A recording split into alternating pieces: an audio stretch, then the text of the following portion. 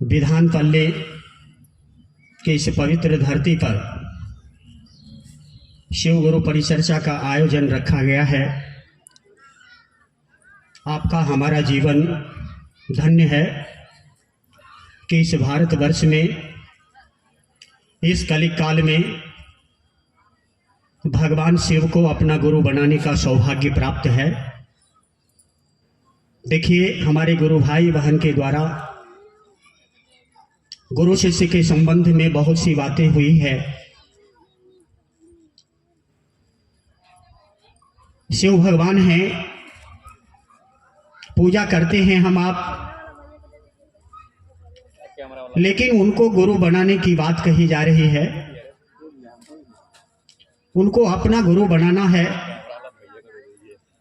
और अपना गुरु बनाने के लिए हमारे सभी गुरु भाई ने 3 सूत्र पर विशेष बल दिए हैं, क्योंकि माध्यम यही है शिष्यता का।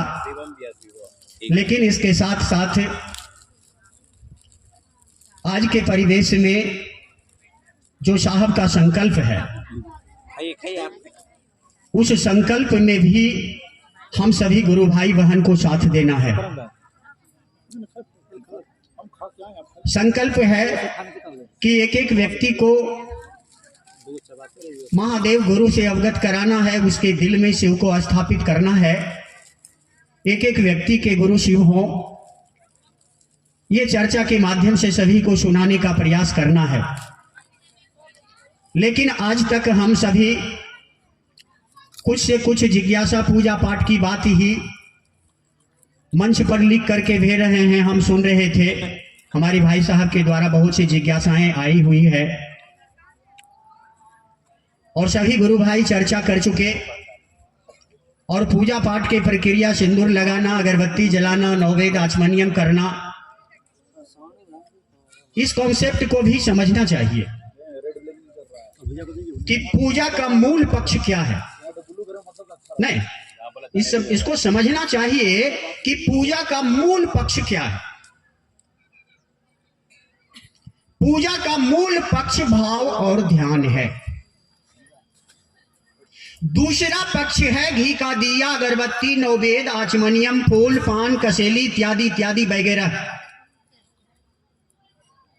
अगर दूसरा पक्ष, इतनी सारी सामग्रियां सभी से संभव नहीं है, अगर भाव और ध्यान है तो साहब ने कहा कि पूरा का पूरा परिणाम मिलेगा। आपने शिव को गुरु माना है, फिर भी आप पूजा पाठ के प्रति आपका ध्यान जा रहा है, यानी कुछ तो गड़बड़ियां है, यानी 3 सूत्र पर आपको भरोसा नहीं है, तब तो आप जिज्ञासा ठोक रहे हैं मंच पर। इसको समझने का दीदी प्रयास कीजिए कि वह भाव और ध्यान का अंकुरन हमारे मन में कौन करेगा।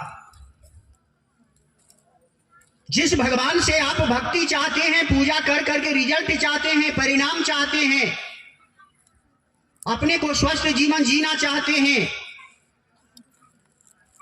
आपने सही मार्ग चुना है, शिव को अपना गुरु बनाया है, हमारा आपका मन भ्रमित होता है। लेकिन इसका सवाल आप गुरु से भी करिए। आप शिष्य हैं, आपका अधिकार बनता है। साहब ने कहा कि आइए परीक्षा लें जगत गुरु शिव की, क्योंकि अपरीक्षित जीवन जीने योग्य नहीं है। साहब ने आपको अधिकार दिया है कि आप अपने मन की जिज्ञासा को अपने गुरु से कह सकते हैं। हमको आपको सुनाने की जरूरत नहीं है। गुरु आपका जिम्मेवारी लिए हैं। जिस दिन आपने नाम की घोषणा किया, ठीक उसी दिन आपकी जवाबदेही ले ली है। और जानिए कि प्रत्येक व्यक्ति का 2 पक्ष होता है, एक देव पक्ष और दूसरा दानव पक्ष। और जब आप अपने गुरु से संबंध बनाए हैं तो वह गुरु अपने शिष्य के देव पक्ष को उजागर करेंगे, जो दानवी पक्ष है उसका हनन करेंगे। तो गुरु आपका जवाबदेही लिए हैं, आपको अच्छे रास्ते पर ले जाएंगे, सही जीवन जीने का रास्ता दिखाएंगे। लेकिन उस गुरु के बात पर चलने का प्रयास कीजिए जो साहब ने माध्यम सूत्र दिया है। वो सूत्र पावरफुल है। अगर आपका मन नहीं ठहरता है तो आप गुरु से कहिए कि हमारा मन भ्रमित हो रहा है, हे सरकार हम नहीं समझ रहे हैं, हमको समझाने का प्रयास कीजिए।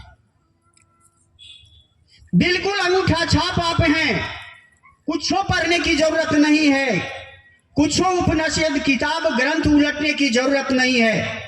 गुरु का स्थान भगवान से ऊंचा है। गुरु गोविंद दो खरे काको लागू पाओ, बलिहारी गुरु आपनो जिन गुरु गोविंद दियो बताए। भगवान झट से बता दिए कि पहले गुरु को प्रणाम करो, यानी गुरु का स्थान भगवान से ऊंचा है। तो फिर आप डाइवर्ट कैसे हो रहे हैं?